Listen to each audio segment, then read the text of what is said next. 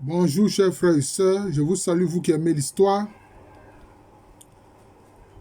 Je vais poursuivre la série de vidéos sur l'ouvrage de Boubou Ama, dont le titre est écrit sur le Soudan. Écrit sur le Soudan.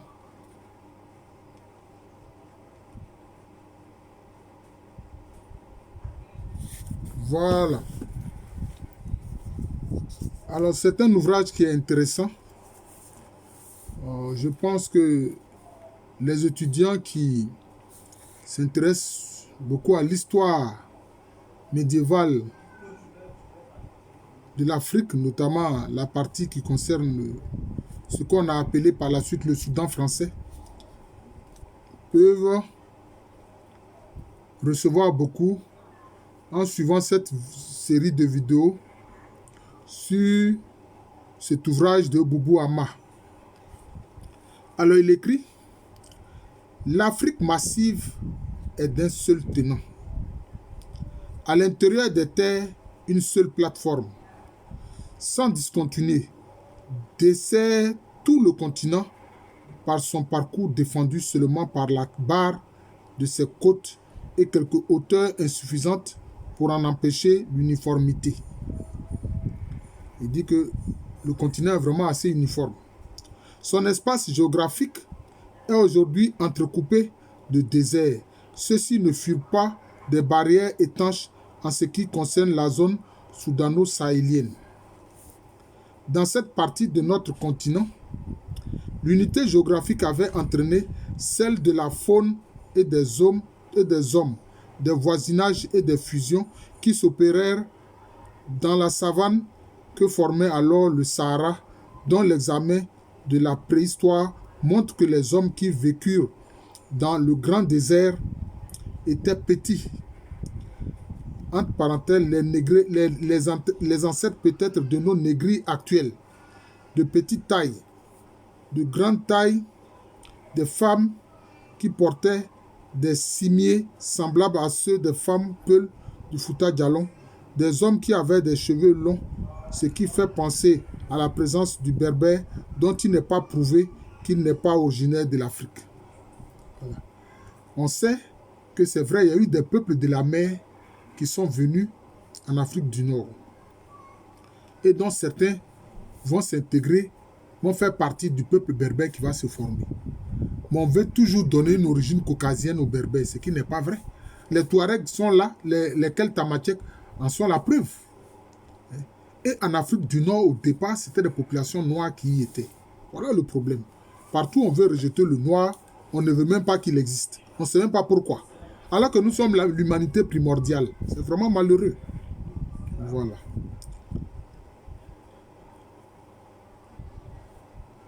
Alors, des chasseurs dont l'outillage lithique abonde dans le Ténéré nigérien, des pasteurs qui poussaient devant eux des bœufs sans bosse dans une région très humide, des agriculteurs dont les meules dormantes se ramassent partout dans le Sahara.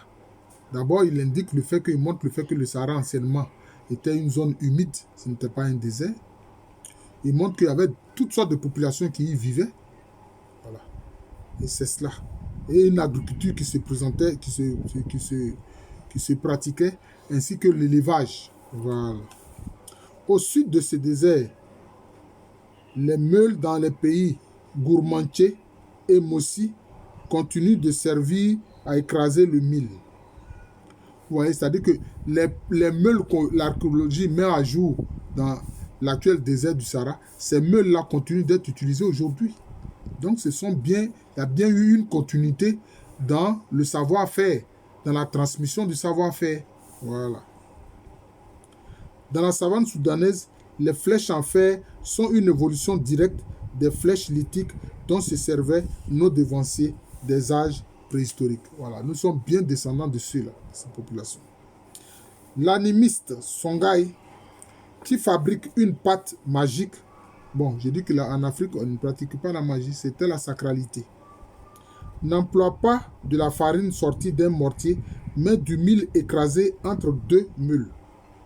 Des haches lithiques arme redoutable de Dongo, le génie du tonnerre, sont sacrés dans la savane soudanaise et elles figurent parmi les objets du culte quand celui-ci concerne le génie de l'orage.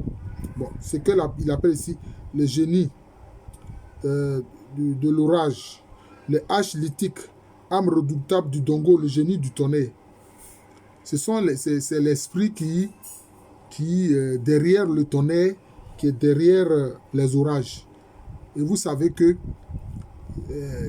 chez les Yoruba aujourd'hui encore, chez les Yoruba, comme tous les peuples de culture yorubaphone, ils vénèrent encore cet esprit du tonnerre. Voilà, ils vénèrent encore cet esprit du tonnerre. Or, on voit bien que cela existait dans la partie beaucoup plus au nord, dans la partie soudano-sahélienne. Voilà, donc c'est cela. C'est dire que sans doute certains des ancêtres des Yoruba et de tous les peuples de culture Yoruba sont venus aussi de ces zones-là. Voilà, donc c'est ça les faits. Voilà, c'est ça les faits. Et quand j'ai vu des écrits qui disent que non, les Yoruba viennent du Moyen-Orient, etc., il dit mais c'est n'importe quoi. Ceux même qui sont allés au Moyen-Orient, là, c'est de l'Afrique qui sont partis. Voilà. C'est de l'Afrique qui sont partis. Le Sahara ne fut donc pas suffisant pour détruire l'unité de la culture qui existait dans la zone soudano-sahélienne. Voilà. Où au sein des castes, les croyances de l'Afrique saharienne éveillent de larges échos matérialisés par le sacrifice du bélier, du taureau, l'offrande d'objets de couleur blanche, noire, rouge, rousse, etc., par le sacrifice d'animaux portant des couleurs poulet, chèvre, chat, domestique, chien, etc. Donc cela veut dire que bon, ce sont les sacrifices rituels. C'est pour ça qu'il dit en Afrique, il n'y a pas de magie, non. La magie, là, ça vient de Mag et Gog. Ça, c'était des pratiques des Sémites. Voilà. L'unité du culte animiste dans la zone soudano-sahélienne tire son origine d'un tel passé, vivant dans son art que pratiquent de nos jours les hommes qui en maintiennent le style au sein des castes. L'unité des cultes, celle de l'art, suppose l'unité des races sahariennes. Bon. Leur fusion ou leur voisinage prolongé intime. Je n'aime pas trop les races sahariennes, les humains du Sahara, parce qu'il y a une seule espèce humaine. Voilà. Cette affaire de race, c'est une invention voilà, qui vient de l'Occident. Voilà, ça vient de l'Occident. Les Noirs sont de l'Afrique. Ils sont nés sous ces tropiques. Ils ont habité assez tôt les plaines du Sahara, tandis que dans le même temps, d'autres hommes venus des bords de la Méditerranée abordaient la vallée du Nil où ils formèrent probablement avec les Noirs des métis à l'origine de la race rouge de l'ancienne Égypte. Bon, ce qu'il appelle la race rouge de l'ancienne Égypte. Non, il n'y avait pas de race rouge en fait. Parce que les Sémites dont il fait cas ici, les Sémites en fait sont un brassage de noirs et de leucodermes et de gens à peau claire, c'est tout. C'est tout. Voilà. Parce que même au Moyen-Orient, ce sont d'abord des populations noires qui y sont allées. Les Madianites, hein, les Cananéens, les Sumériens, hein, les hommes du royaume de Saba et de Séba. C'était des Noirs. Donc quand ces populations, parce que quelle est la zone d'origine des choses des Caucasiens? Ce sont les plaines eurasiatiques. Et même dans ces plaines eurasiatiques, ce sont d'abord des Noirs qui y sont allés, qui, avec le froid de ces zones eurasiatiques, sont devenus des gens à peau claire, des leucodermes. On sait comment l'homme de Grimaldi, le noir, dont le descendant est devenu l'homme de Cro-Magnon, le blanc. Donc, c'est cela. Voilà, donc bon, je fais un peu le commentaire de ce que dit Boubou Ama ici, ce qui est tout à fait normal. Voilà, ce qui est tout à fait normal. Voilà. C'est cela. Alors, donc je poursuis la lecture. Celle-ci cohabitera plus tard avec les Hébreux qui viendront se réfugier dans la vallée égyptienne qui sera enrichie de la science hébraïque. Il faut savoir que les Hébreux, ils partent de l'Égypte. Non, ils ne viennent pas en Égypte, mais ils partent de l'Égypte. Parce que quand Jacob ou Israël et puis ses fils et ses serviteurs viennent en Égypte antique, le peuple hébreu n'existe pas encore, non. C'est simplement une famille de descendants de Ben Tera, c'est-à-dire de descendants d'Abraham. Parce qu'Abraham, anciennement, il s'appelait Ben Tera. Son père s'appelait Tera. Son père a eu 2 enfants, Ben Tera et puis Nahor, qui est le frère d'Abraham. Donc, c'est quand ils sortent de l'Égypte qu'ils deviennent le peuple hébreu et non pas avant. Voilà. Donc, il faut qu'on comprenne bien cela. Au temps de Moïse, vivaient ensemble au voisinage les rouges, les hébreux et les noirs. Bon, ça, c'est ce qu'il écrit. Bon. Les rouges, parce qu'il y a certains peuples qui appellent ainsi les caucasiens. Par exemple, les Zoulous, ils appellent les blancs, les caucasiens, les fourmis rouges. Voilà, ils appellent fourmis rouges. C'est comme ça qu'ils les appellent. Donc, peut-être que ça vient un peu de là. Certains peuples africains voient les caucasiens de cette façon-là. Voilà. Moïse a pris la science des rouges dans le temple d'Osiris. Parce que là, ce qui est étonnant, c'est là, il fait allusion au Kmet ou au Kamit, qu'il qualifie de rouge. Oh non, c'était bien des noirs. Voilà, on a vu ce que Diodore de Sicile a dit des noirs que lui-même il a vu en Égypte. Il dit les Égyptiens sont noirs, mélanos, très noirs même. Voilà, donc bon. Et celle des noirs auprès de son beau-père Jéthro. Jéthro, c'est quoi? C'était un Madianite, effectivement, c'était un noir. Et c'est sa fille Séphora que Moïse a épousée. Voilà, c'est ça que c'est dans le temple du désert. Après l'assèchement de ce dernier, les Noirs conduisirent leur migration vers le sud où les rejoignirent les Berbères qui durent quitter leur Maghreb natal à la suite des changements historiques intervenus avec l'arrivée des Phéniciens, des Carthaginois, des Grecs, des Romains et des Arabes musulmans. Mais en fait, les Carthaginois, ce sont des Phéniciens. Voilà. Les Carthaginois sont partis de la Phénicie. Donc, il y a quelques erreurs quand même qu'on peut... Et ça, tous ces groupes qu'ils citent, c'est à différentes périodes. C'est à différentes périodes. Les Grecs, c'est avec les Macédoniens. Notamment ce que Alexandre le Grand et puis ses guerriers ont fait. Ensuite, les Romains qui ont succédé, dont le pouvoir a succédé à celui des Macédoniens. Puis maintenant, les Arabes qui, eux, diffèrent autour du 8e siècle voilà, dans ces régions-là. Pour l'essentiel, là encore, rouge et noir mêlent les ethnies, sœurs et voisines. Ce métissage se retrouve dans les races, bon, il utilise encore ce terme-là, soudanaises, parmi lesquelles on distingue encore les blancs entre guillemets ou corées, notamment c'est comme ça que les Songors ils les appellent, ou les Songhas ils les appellent, représentés par les Maures, les Berbères, les Rouges, qui sont les Touaregs, les Peuls, les Noirs ou Bi, que sont les Bobos fins, c'est-à-dire les Bobos noirs amandés, les Gabibi, les Noirs en Songhai de Tombouctou. Vous voyez l'expression Bi, ça désigne ce qui est noir. En langue tue, c'est ça, Bi. En agneau, on dit Bilé. Voilà, donc c'est ça, Bi qui désigne ce qui est noir. La zone soudano-sahélienne, malgré la barrière du Sahara, ne perdit jamais le contact avec le Maghreb et la vallée du Nil avec lesquelles jadis elle se formait.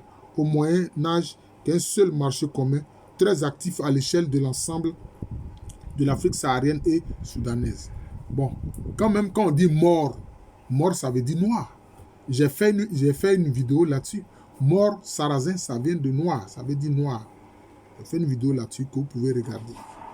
C'est du contexte humain de cette dernière que le Sahel et le Soudan reçurent nombre de leurs cadres dynastiques qui seraient partis du Yémen. Effectivement, les Beïdan qui sont en Mauritanie, eux, ils sont partis du Yémen. Mais au Yémen, là, dans la zone de Saba et Seba, il y avait des Noirs. Dans la Dramaout, il y avait des Noirs. N'oublions pas que, comment on appelle ça, Abraha a été vice-roi du Yémen, de ces zones-là, de l'Arabie du Sud. Un vice-roi qui gouvernait au nom du roi de choses de l'Éthiopie, de l'Abyssinie. Voilà, c'est ça les faits. Voilà.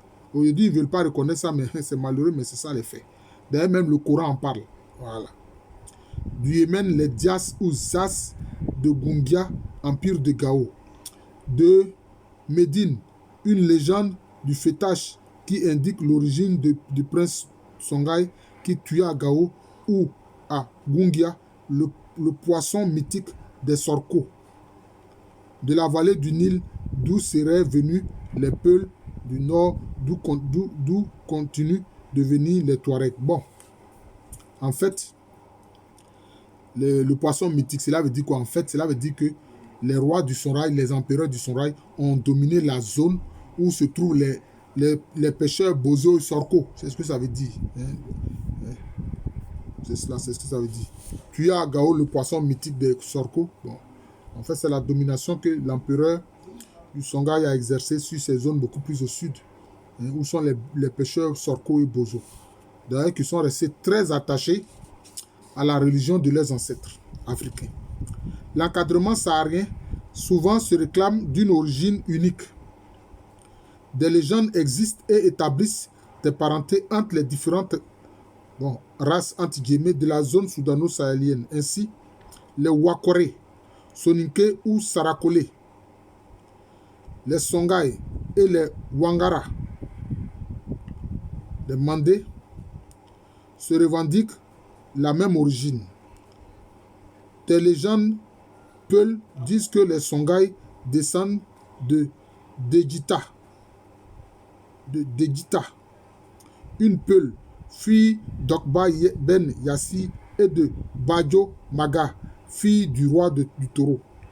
L'encadrement des royaumes Mossi sous le nom de Al-Yama se donne une origine yéménite qui le rapproche des Songhai qui ont pris le pouvoir sur les Sorkos.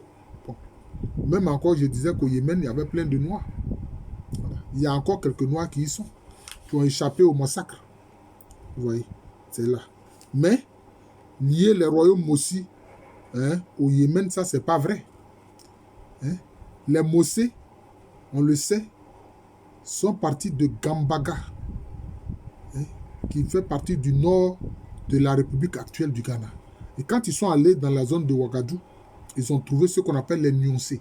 C'était toutes sortes de populations africaines qui y étaient, qui sont d'ailleurs restés, comment on appelle ça, les maîtres de la terre. Voilà, ils sont restés les maîtres de la terre. Tandis que ceux qui sont venus de Gambaga, ce sont ceux-là qui, en majorité, exercent le pouvoir politique. Voilà, c'est cela. Le croisement des races, entre guillemets, chaque fois qu'il va dire race, il va dire entre guillemets, entraînant des rencontres qui influencèrent leur art, les religions et les cultures, sur les langues qui, dans cette région, et d'après beaucoup de linguistes, se ramènent toutes à l'ancienne Égypte. Voilà les faits. Bon, dit linguiste, c'est cela. Aujourd'hui, on dit les sciences du langage. Voilà. Au lieu de dire linguistique, on parle des sciences du langage. Il s'agit maintenant de vérifier si ce croisement se retrouve dans nos différentes cultures telles qu'elles existent en Afrique et dans la zone soudano-sahélienne sur le plan de l'art non matériel qui se dégage. Parce qu'il faut savoir qu'il y a eu des brassages. Il y a eu des brassages entre ces populations-là. Ça, c'est clair. De la poésie des Salenko, les poètes, des devinettes qui exercent l'esprit de l'enfant, à la vivacité, à la répartie rapide et juste. Des fables qui commentent les thèmes moraux de la vie courante. Des contes qui sont des archétypes vivants de la vie et de la société. Des légendes qui résument l'histoire de nos personnages historiques ou celle de nos systèmes du monde. Des écrits des historiens de l'Afrique médiévale qui ont su tirer de la tradition orale des compléments indispensables à la compréhension de notre histoire. Bon. Donc, dans la zone sahélo-saharienne, soudano-saharienne ou sahélienne, il y a eu des brassages. Des gens à peau claire, des gens à peau, comment on appelle, je vais dire ça, mélanésienne, etc. Basanés, des gens à peau basanée. Donc, c'est comme ça. Depuis l'Afrique du Nord jusque dans toute la zone soudano-sahélienne, ça a été comme ça. Et il y avait une circulation des hommes. Le désert, comme lui-même il a dit, n'a jamais été un obstacle.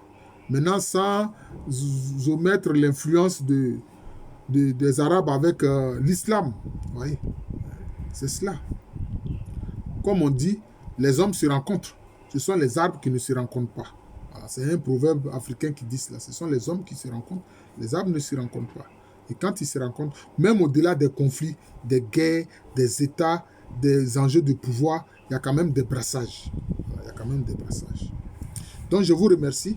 Je viens de présenter encore un pan de l'important ouvrage de Boubou Hama qui est intitulé Écrit sur le Soudan. Écrit sur le Soudan. Voilà. Je vous remercie. Je suis le professeur Alou Kwame René, professeur titulaire d'histoire à l'université Félix Houphouët-Boigny, université qui est à Abidjan. C'est en Côte d'Ivoire, un pays situé en Afrique de l'Ouest. Merci encore et bonne journée à tous.